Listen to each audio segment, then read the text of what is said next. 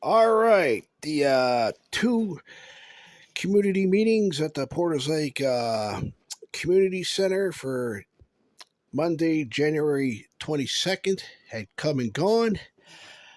Session 1 and 2 were very successful and both had a very large crowd turnout from the community residents of Porters Lake. And during our second community session, there was a few community residents from the community of East Lawrencetown, and they had, unfortunately, they were sucked into this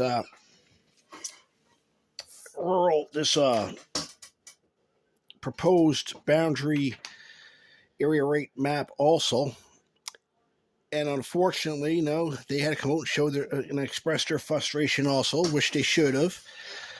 But when I left the Porters Lake Community Center, a community resident had mentioned something what I found quite interesting. They had stated the only reason why, suddenly, why this talk of the potential possible installation of sidewalks in Porters Lake is because of likely two reasons. People from the city are moving out from the city into Porters Lake, and their preferences is that they would like to see sidewalks because that's something what they're used to seeing out in the city. And where they're out in a rural area like Porters Lake, they want to see them sidewalks installed for their own benefit. And the second thing, what a person had mentioned in the out in the community just after when these two community sessions had ended, which I found quite interesting, was you realize the location where they want these sidewalks. They had stated there's the superstore owned by Loblaws, and there is Tim Hortons across the street. Two major corporations sitting there. They had stated the people of Porters Lake made it very clearly that they don't want these sidewalks installed at all. They had stated, I guarantee you, it's Loblaws, Superstore, and Tim Hortons who is pushing to have this happen. And they had stated, if they don't like what the community doesn't want, too bad. And I would have to say this is a very good point to be bringing up. Perhaps the HRM planning people, coordinators, could address the Superstore and Tim Hortons if they are the ones that are pushing for these sidewalks to be installed that nobody in the community of Porters Lake wants. Perhaps they should be addressed that the community doesn't want them, and we ask that the possibility of sidewalks to be installed in that area is to be brought to an end. Because all what it comes down to is a few things. The timing for these potential sidewalks to be installed is a bad timing because we're all in a financial stress turmoil. We can't afford things like how we used to. We can't do anything. Everybody's is very tight with their money, with the inflation rates, with the cost of everything. And in my opinion, we're in a recession nonetheless. But I believe, this is a bad time for this topic to come up because the last thing that people cannot afford to have right now is higher taxes. And,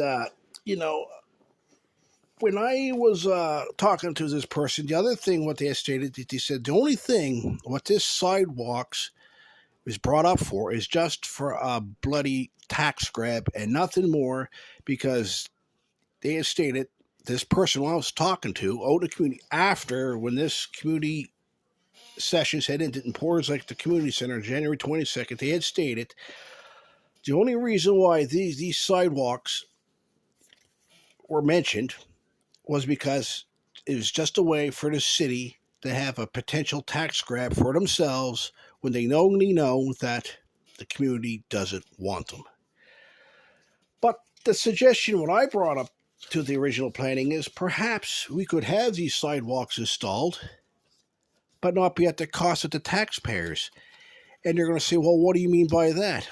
Well, it all goes back to what I just said here earlier in this podcast. A community resident stated, he said, look where the sidewalks are going. And look what big corporations are sitting there. Tim Hortons and the Superstore. They had stated, well, why not have Tim Hortons and have the Superstore pay for them and have their maintenance upkeep so the taxpayers ain't on the hook?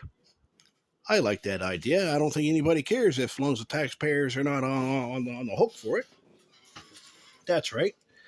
But when I looked at the proposed boundaries where this area rate boundaries are, all the way up to Gatesbrook, East Chesapeake, Lower East Chesapeake, 3 Phantom Harbor, East Lawrencetown, all through right on the, is that the border of Minesville? Well, anyways, is all through there, Lake Echo. It's a large margin, and one of the points that a lot of people were bringing up, they said, I live in Gatesbrook. He said, and they had stated the one thing that you're never going to see me do is walk on those sidewalks, and that's a good point because if they live in Gatesbrook, chances are they travel by their cars because the public transit is not reliable enough to get you to from your destination because everybody's work schedules is different. People may work till 11 o'clock at night, and the bus stops at, what time is it? 7 o'clock at night is leaving the Port Hills bus terminal for its last run for the night, and the rapid service, the last bus leaving downtown Halifax at Scotia Square is what, 6:30 at night? Yeah, there's a big gap there. If people, the bottom line is, the service is there for the people, but it's a two-way streak. The city wants a good, healthy ridership for services to be better. But at the same time, people also have to get on the bus to show their support and their commitment to public transit for it to be successful in the first place. Secondly, like I have to point out about the public transit bus, I mentioned in our first podcast, the bus route number 401, where its bus route starts at the Porters Lake Shopping Plaza and ends in Dartmouth at the Portland Hills Bus Terminal, just above Cole Harbor. Just now, they have up to 20, 25 passengers per trip, sometimes 30. One time, I remember people had to stand up on the bus because there's no seats available. That was the one time. But normally, right now, the normal numbers of people that get on that bus, that 401 that travels from Porters Lake to Portland Hills, is 20 to 25, maybe even 30, which is a very successful pass for passengers that the Halifax Transit requires, because the requirement for passengers for a bus to be successful is 14 passengers per trip, and that 401 bus service had passed that margin. Now you're going to say, well, geez, when I see that bus leaving the Porters Lake Superstore, there may be 1 or 2 people on it, maybe 3 the most. That's because the bus had ended its bus route and is starting its route all over again and is heading back into the city. If you get on that bus, I don't know if you can take it. Chances are when you take it, when the bus starts leaving East Preston, you're going to have a good, healthy amount of people on that bus now. And that didn't happen overnight. That healthy riderships happened over time because people weren't too keen at that bus because they weren't too sure if that bus was reliable to get them to and from work on time. And that is the whole point why people take a public transit in the first place. And that's the thing that Councillor David Hinsby, the Halifax Transit management and planning people, have to come to reality with. People are not going to take a bus if they can't make any good use of it. Now, that's public transit. But with the back to the sidewalk thing, now I'm going to mention something I did not like. People not giving the Halifax planning people enough time to explain their proposal so they can explain things to people who may support it, who may not support it, because there was a few people who did support it. And there was a lot of people, when they were voicing their displeasure, they were over voicing the people who did support it. And that was the thing what I didn't like. But I questioned the people who did support it. Are those the people who are fresh from the city, who have moved into Porter's Lake, who would like to have these sidewalks installed because it's their preferences, because that's something what they're used to seeing and not used of walking on the curb of the road? But one option was made that David Hinsby had mentioned, and so did a woman. I'm not going to mention her name. She had stated, why not just widen the curbs of the road in certain areas so we don't need sidewalks? I agree with that. I agree with that 100%. But here's the thing, when the curbs of the road start developing serious potholes, ruts, and all this craziness, all that fun stuff, they over time can pose a safety hazard to motorists and pedestrians. It literally takes forever for the DOT, Department of Infrastructure, whatever you want to call them, because they change the department's name so many times. I don't know why they just don't leave it alone. It takes them forever to fix a curb of the road or even a rut in the road for that fact. You know, it has to be an extreme reason for them to fix something. And those are the issues what I see about if we leave it as is, if we just widen the curbs of the road, like suggested by Hinsby, is the province going to take 50,000 years, or 50,000 light years, I should say, to fix this? Because that's one of the things that the DOT is guilty for. Because when you look at that Porter's Lake Shopping Plaza, what do you see there? You see a bloody death trap just waiting to happen. And in my opinion, what's that side road? Is that still a drive, that side road that comes out, that connects with the number 7 highway that's off the side from the superstore? That road was supposed to be discontinued, ended, and all redesigned. But that talk had been going on for the past 50 years. It never happened. It never happened. Is it ever going to happen? Likely not, because it's all talk, and that's one of the issues that the DOT, the Department of Transportation, is guilty for, because when they take forever addressing these safety hazards, they're putting you, your family, even your lives at risk. We shouldn't have to be counting dead people.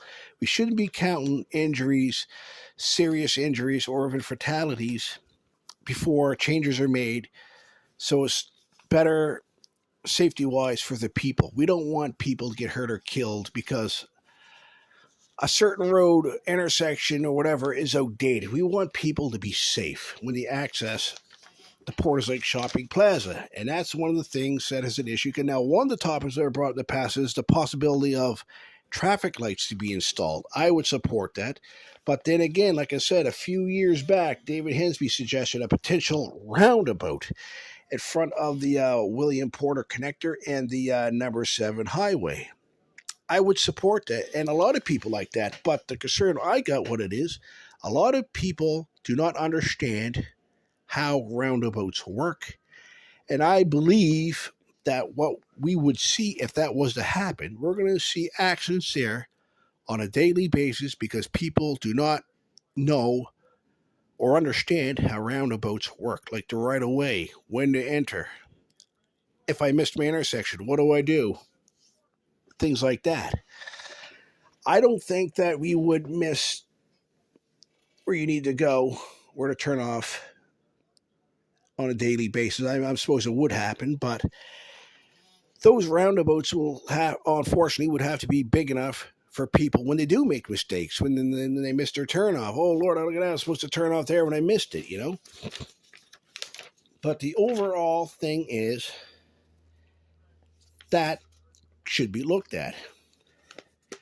Now, in my opinion, about these sidewalks installation, you know what I told a relative after this was over here on January 22nd? You know what I told him? I said, we had not heard the last of it. I said, every taxation, every planning strategy that you had seen on January 22nd at the Porter's Lake Community Center and what the people in Muscatauga Harbor are about to encounter when they have their community meeting is the city's idea on how they're going to plan for that when it actually does happen, when Porter's Lake actually does get crosswalks, because the reality is, one way or the other, Porter's Lake is going to get crosswalks over time.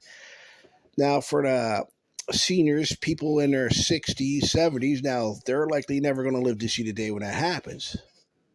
But people fresh out of high school in their 20s and 30s, maybe even in 40s, they may actually see that day when it will happen, because even though that the community of Porter's Lake has said no, we do not want those sidewalks, but it will happen over time. One way or the other, it will happen over time. Now, when I left the community meeting at the Porter's Lake Community Center on January 22nd, I was talking to one of the planners, and I had stated this.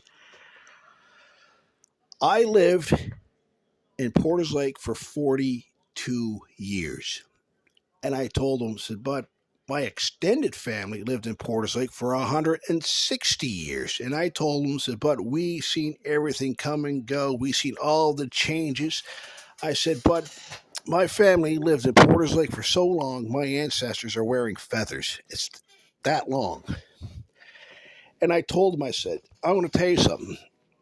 The most amount of people that I've seen walking on that number 7 highway in front of the Porter's Lake Shopping Plaza was about maybe one person, maybe 2 people the most. And I said, who did the study for pedestrians for sidewalks to be installed in the first place? Because I told them, generally, when sidewalks are to be installed, generally they do a feasibility study, a count on the amount of pedestrians that walk by that location. And I said, yes, there is people who will walk along that number 7 highway, co-workers going to work from the superstore or the Porter's Lake Shopping Plaza, people who work in that location. Yes, some of them do walk along that number 7 highway. But it's not enough to have sidewalks to be installed. And I said, my opinion, this is a tax grab. And I said, this is not what the people want. And I'll tell you right now, and this is not what the people should get if they don't want it. But I do support the installation of crosswalks. The Porter's Lake Shopping Plaza should have at least 2 crosswalks there. One crosswalk going across from the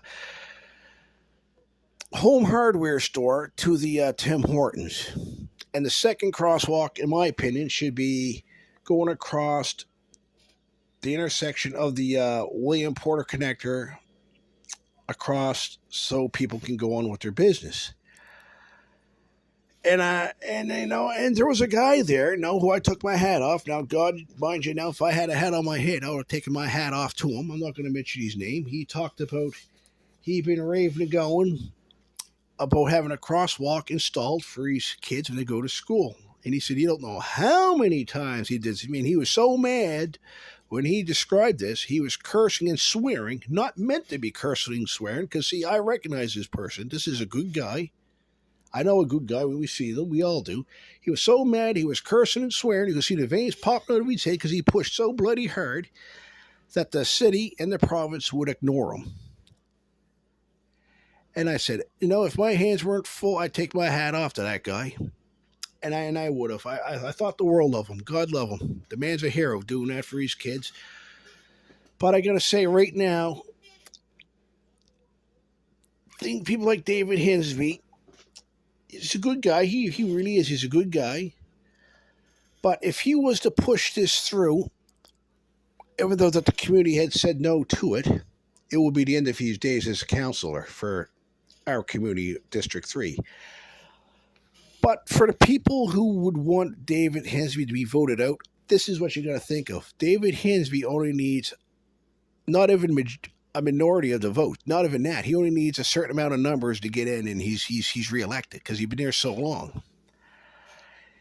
And like I said, when you look at the boundaries, the communities of Preston, East Preston, and North Preston were taken out of the District 2. And now the district goes all the way from Lake Echo all the way down to Ecum Seacom. Even though the community residents of Porters Lake don't want this, the community residents out in Muscatawba Harbor down the Ecum Seacom can be enough to get David Hinsby reelected to what he wants and needs. That's what you got to think of. But some people like Kent Smith, I'd say his days are numbered already. Because in my opinion, when I see Kent Smith, he's mostly like a brush fire. The fire's not burning; he's just smoke. It's just smoldering. And like I said, he only been in office for 3 years. He's on his final year now. And I said, how can a person be an MLA in his first 4-year term and only serve 3 years of that 4-year term and be hated around the entire HR, the Eastern Shore? Because the people that I had spoken to, they said, Kent Smith is a huge disappointment. And I would say, yes, he's unfortunately, we made a mistake. We shouldn't have elected him, but it is what it is. We got to find a new replacement. In my opinion, yeah, we got to find someone to replace him. But in my opinion, also, the reason why we're facing and encountering this problem now is because what you're facing is the effects from amalgamation from the late John Savage when they were in office. How when they did this amalgamation that was done illegally, where you, the people, did not have a vote to have a say if you want to be part of this Halifax region or not. And I can tell you right now, in 2005, I did a petition. When I brought that to Halifax Regional Council, that was my first mistake. I should have went to the province. And the reason why I went to the city instead of the province is because my MLA at the time didn't want to deal with that. He didn't want to deal with that. So I took it to the city, to the province, to the city council. And when Hinsby read that off in council, I'll tell you right now, you couldn't even hear a pin drop. It was that quiet. Peter Kelly, former mayor of Halifax, came up shaking everybody's hand who's from the Eastern Shore, came out to attend that council meeting, saying that we're here for you. Sorry that you feel that way. But that petition was to voice your anger and your displeasure, saying, we don't support amalgamation. What you're feeling now is the effects from amalgamation.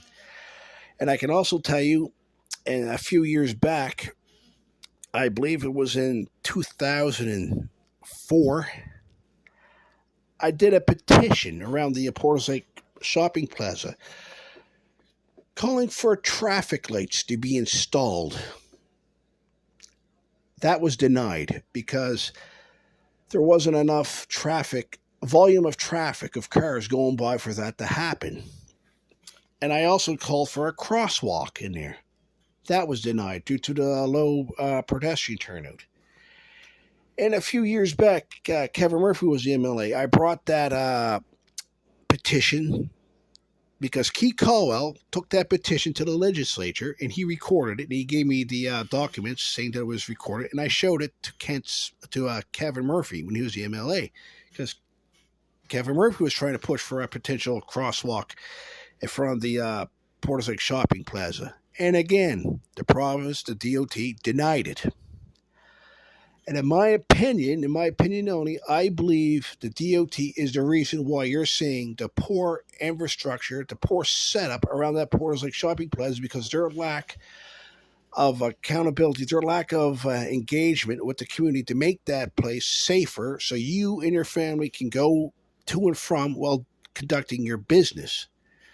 But anyways, on February 5th from 1:30 to 3:30, the rebooked community session will take place. It will be session 1 from 1:30 to 3:30. And again, session 2 will take place from 6 to 8 o'clock at night. So if you have not got the chance to attend the first 2 meetings, you're not out of luck yet. You still have 2 opportunities to voice your displeasure and your concerns. And I strongly suggest and ask that you attend that meeting to voice your concerns or your satisfaction or your displeasures of the possibility of the crosswalk, of the sidewalks, I should say, being installed, which has already been denied by the people of Porters Lake.